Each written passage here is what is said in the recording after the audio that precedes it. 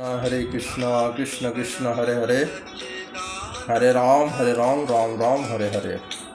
স্কন্দ পুরাণে বেদব্যাস ব্যাখ্যা করেছেন গীতা মহাত্মাতে, বলছেন যে গীতা আস্য ন জানতি পঠনং নৈব পাঠনং স এব মনুষ্য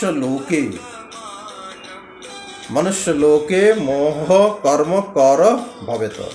অর্থাৎ যে ব্যক্তি গীতা পাঠ করে না, পড়ে না, জানে না, সেই ব্যক্তি এই মানব সমাজে অনর্থক কর্মকারী। সুতরাং সেই ব্যক্তি এই মানব সমাজে যা কাজ করছে তা বেকার, অ্যাজ এ রেজাল্ট জিরো। যাই হোক, এখানে ভগবান কৃষ্ণ গীতায় একটা শ্লোক পড়ছি। ভগবান শ্রীকৃষ্ণ গীতাতে যখন কথা বলছেন তখন অর্জুন ভগবান সম্বন্ধে ব্যাখ্যা করছেন। অর্জুন বললেন, হে প্রভু, তুমি হচ্ছে পরম ব্রহ্ম, পরম ধাম, পবিত্রম পরম ভবান, পুরুষং শাশ্বতং দিব্যম আদিদেব অজম বিভূম আহুস্তাম ঋষয় সর্বদেবর্ষি নারদা অসিত দেবল ব্যাস স্বয়ং চ এব ববৃষ্যমে। অর্জুন কহিলেন, হে প্রভু, পরম ব্রহ্ম, পরম পবিত্র, পরম ধাম, পরম ব্রহ্ম, পরম ধাম, পবিত্রম পরম, তুমি কৃষ্ণ হও নিত্য, এই মোর জ্ঞান।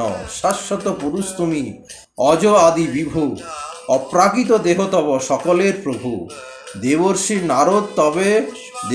নারদ আর যত ঋষি আছে, অসিত দেবল ব্যাস সেই গাহিয়া আছে। তোমার এই শ্রীমূর্তি ওহে ভগবান, না জানে দেবতা কিংবা যার দানবান। এইভাবে অর্জুন ব্যাখ্যা করার পর অর্জুন ভগবানকে বলেছিলেন, তুমি তোমার দিব্য বিশ্বরূপ দেখাও। তখন ভগবান তাকে বিশ্বরূপ দেখিয়েছিলেন। তো এই শ্লোকে ভগবান বলছেন, অর্জুন বলছেন, হে ভগবান শ্রীকৃষ্ণ, তুমি পরম ব্রহ্ম, পরম ধাম, পরম পবিত্র, পরম পুরুষ, তুমি শাশ্বত দিব্য আদি দেব পুরুষ, তুমি জন্মরহিত বিভু, জন্মরহিত।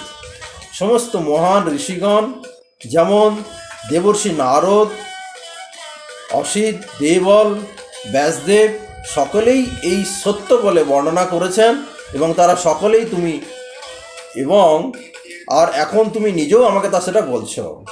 তারা কি বলেছিল? জন্মরহিত ভগবান। হে কেশব, তুমি আমাকে যা বলছো আমি সমস্ত সত্য বলে মনে করি। হে ভগবান, দেবতা অথবা দানবেরা কেউ তোমার তত্ত্ব যথাযথভাবে অবগত হতে পারে না। হে সর্বভূতের উৎস, ভূতেশ, হে দেবদেব, হে জগতপতে, প্রকৃতপক্ষে কেবল তুমিই তোমার নিজের সম্বন্ধে অবগত। শ্রীকৃষ্ণ যে পরম পুরুষ পরমেশ্বর ভগবান, সে সম্বন্ধে অর্জুন ছিল সম্পূর্ণ নিঃসংশয়, মানে সম্পূর্ণ অর্জুনের দৃঢ় বিশ্বাস ছিল, যে ভগবান হচ্ছেন পরম পুরুষ, এবং ভগবান। তাই তিনি দৃঢ় কণ্ঠে শ্রীকৃষ্ণকে পরম ভগবত ভক্তা এখানে ঘোষণা করলেন, এবং সমস্ত বৈদিক সাহিত্যে ঘোষিত হয়েছে যে কৃষ্ণই হচ্ছে পরম তত্ত্ব। সমস্ত পুরাণ, ইতিহাস যুগ যুগ ধরে এই সত্য প্রতিপন্ন করা হয়েছে। প্রকৃতপক্ষে সব কিছুই শ্রীকৃষ্ণের হতে সৃষ্টি হয়েছে। তিনি সর্বকারণের কারণ, সব কিছুর আশ্রয়। তিনি শাশ্বত দিব্য পুরুষ। তিনি সমস্ত দৈহিক প্রয়োজন ও জন্ম মৃত্যুর ঊর্ধ্বে। ভগবানের জন্ম মৃত্যু নেই, ভগবান জন্মরহিত।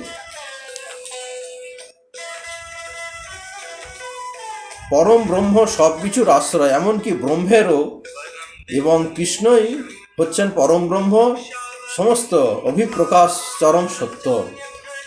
তো যাই হোক, এখানে ভগবদ্গীতা 4th অধ্যায় ভগবান তার পুনরাবৃত্তি করেছেন, যদিও আমি অজ, অপ্রাকৃত, তবু ধর্ম সংস্থাপনের জন্য এই পৃথিবীতে আমাকে আবির্ভূত হয় বারে বারে। বেদে বলা হয়েছে পরমেশ্বর ভগবান হচ্ছেন পরম পবিত্র।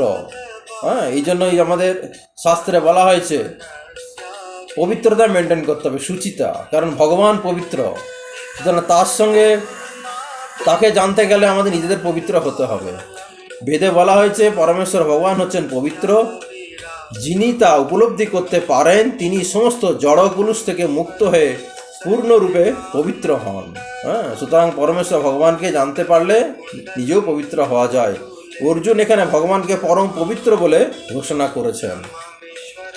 বৈদিক শাস্ত্রে স্বীকৃত হয়েছে যে মুনি ঋষিরাও তা প্রতিপন্ন হয়েছে যে তাদের মধ্যে দেবর্ষি নারদ হচ্ছে অন্যতম। আসুরিক মানুষেরা কৃষ্ণকে কখনো বুঝতে পারে না। যিনি কৃষ্ণের চরণে পূর্ণরূপে আত্মসমর্পিত তারাই ভগবান শ্রীকৃষ্ণকে উপলব্ধি করতে পারেন, নাহলে কেউ পারবে না। দুর্ভাগ্যবশত আধুনিক যুগে যারা পণ্ডিত, যারা নিজেকে কেতাবি বিদ্যায় পারদর্শী বলে মনে করে, এবং তারা দার্শনিক কেতাবি বিদ্যা অত্যন্ত পারদর্শী, সেই বিদ্যার ফলে ভগবদ্গীতা উপলব্ধি করতে পারে না। তা উপলব্ধি করতে গেলে পরম্পরা সূত্রে, গুরু পরম্পরা সূত্রে যে চতুর্থ অধ্যায় ব্যাখ্যা করা হয়েছে সেই জ্ঞান জানতে হবে। শ্রীকৃষ্ণ তা নিজের মুখে বর্ণনা করেছেন যে পরম্পরা ধারায় কালক্রমে ছিন্ন হয়ে গিয়েছিল, তা আমি পুনরায় অর্জুনের মাধ্যমে আবার তা প্রবর্তন করলেন।